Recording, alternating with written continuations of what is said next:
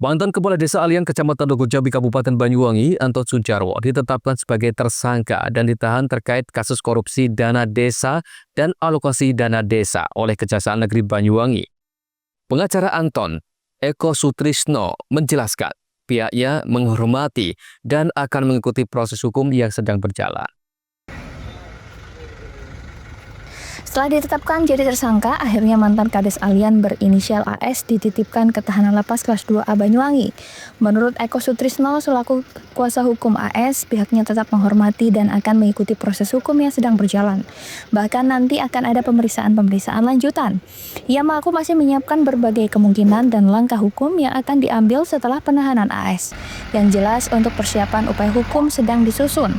Selain itu, pihaknya juga masih mempertimbangkan opsi pengajuan penahanan tersangka. Eko menambahkan akan berkoordinasi dengan pihak keluarga tersangka terkait hal itu.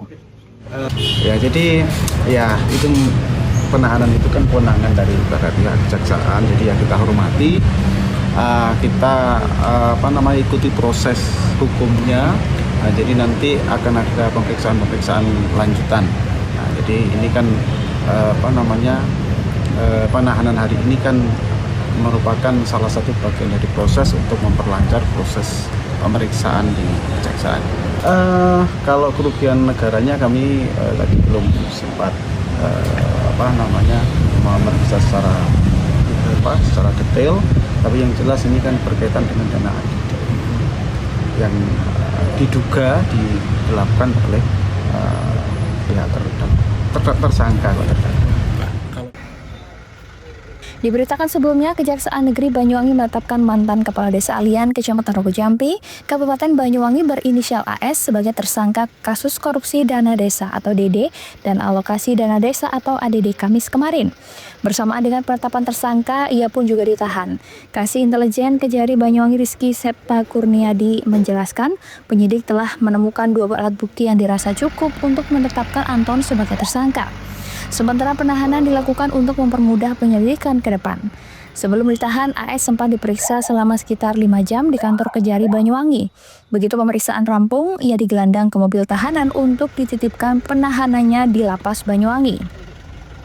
Kasih Pidana Khusus Kejari Banyuwangi Rustamaji Yudika Adi Nugraha menambahkan, korupsi DD dan ADD yang tersangka lakukan berlangsung antara tahun 2018 hingga 2023. Taksiran kerugian negara mencapai 1,3 miliar rupiah. Ia menjelaskan modus yang digunakan tersangka dalam korupsi itu antara lain tidak membayar honor pegawai serta membuat pekerjaan fisik yang tidak sesuai dengan dana tersebut. Menurutnya, kuat diduga Anton tak sendiri dalam kasus tersebut. Ia diduga bersekongkol dengan bendahara desa waktu itu berinisial M yang kini menjadi daftar pencarian orang atau DPO. Kejari menjerat Anton dengan pasal 2 dan 3 Undang-Undang Tipikor Junto, pasal 64 dan 55 KUHP dengan ancaman hukuman maksimal 20 tahun penjara. Tim Liputan JTV.